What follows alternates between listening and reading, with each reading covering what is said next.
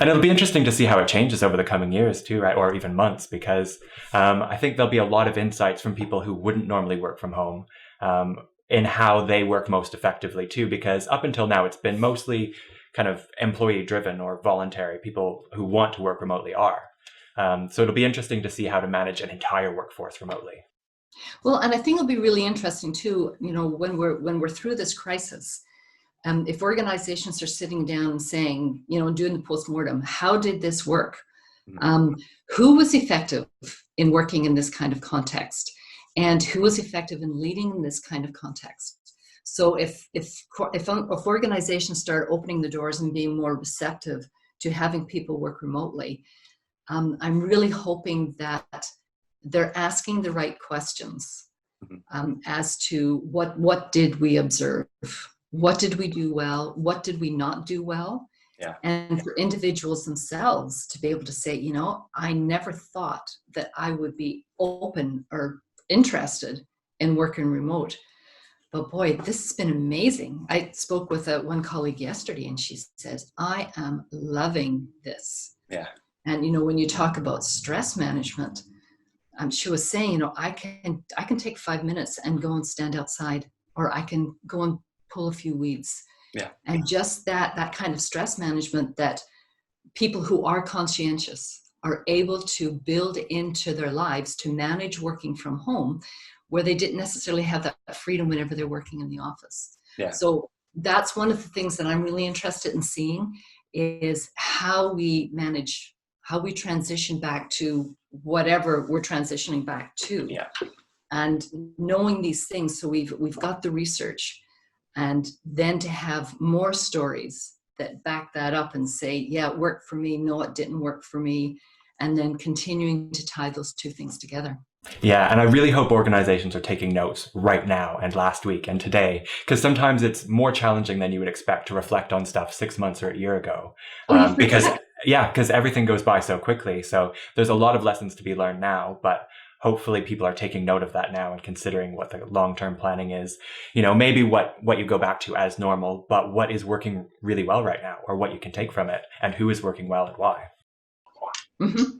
And what would be the reasons for incorporating a remote workforce into our organization, and looking beyond the convenience of it, like what were the benefits of this actually happening?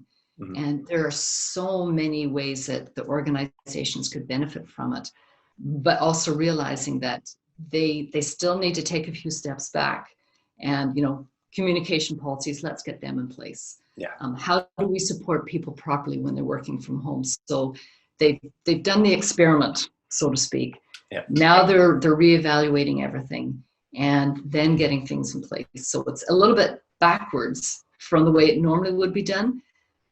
But it's kind of like you can go and work for a number of years, then go to school, and then you realize whenever you're in school why things happened whenever you're actually working. Yeah. Or you can go to school first of all and then go out and work. So there's great learnings to be had both ways. So I think in this situation, we can learn from what's happening when we're forced into it, but then we still need to go and think through, why did that work? Why did that not work? And what do we need to put in place to bring out the great and to diminish the bad? Yeah, well, and that's actually a really good point too, because the companies that have the most success now are going to be the well-resourced ones, right? So people need all of the technology, the tools, the resources, sometimes the funding to set up a home office. And I've seen companies over previous years that give people a budget and say, here's what you need for your software, get your desk set up, make sure you've got a great chair because you're going to be working at home all day, to make sure that people have all the tools, the funding, the technology that they need to succeed, because you wouldn't expect someone to go into an office and just work from their phone all day. No. Or buy their own computer or software or anything. So if people are working remotely and they're going to be successful, they really need that support as well, right? They do. And I think even around it kind of fits into communication, but it also fits into mental health. Whenever you realize how much time, or what is my limit on screen time? Yeah. Because with so many virtual meetings happening, people are getting so mentally exhausted. And that can happen when life is back to whatever normal looks like.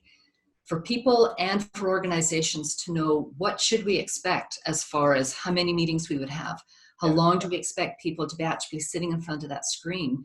And for people to know their own limits and to be honest about that. Yeah. So a lot of that self-reflection, not just organizational reflection, but what does it look like for me? What are the boundaries that I need to set up? And how do I make sure that if I continue doing this, how am I setting up that safe environment that allows me to really flourish when I'm doing this? And that, that self-regulation really comes into play. And again, all of the stuff that we found in our research, people drawing on those traits within themselves and figuring out this is how it works. And if there's an area that I'm weak, and I'll throw this back at you, what happens if somebody scores lower on conscientiousness or some of the other traits that came up, but they have no choice about working remote? What then?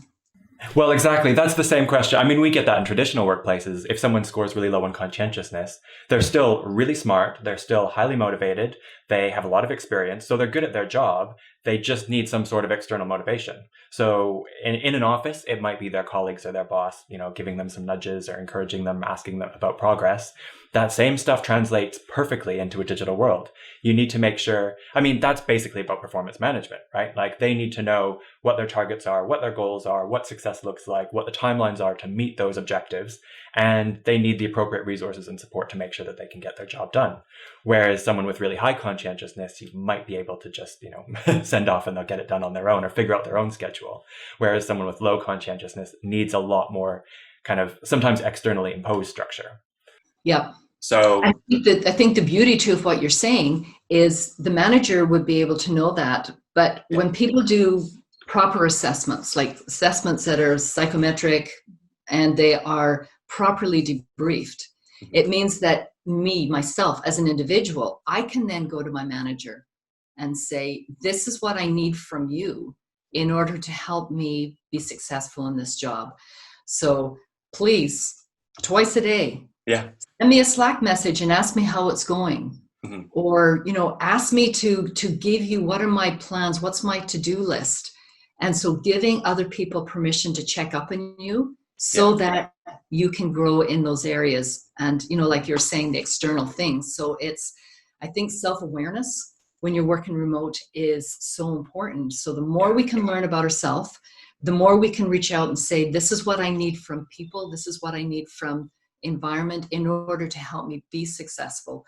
So it's not like if you score low on these things that you necessarily are going to say, I can't do it, I can't work remote, but rather it's what do I need to do? What are the areas of growth and who do I need to bring alongside me to help me? It still may not be a good fit. It's still, exactly. There still may be challenges, but there's a lot that we can do and a lot that we can think about of, how we're going to fix that in the future. Yeah.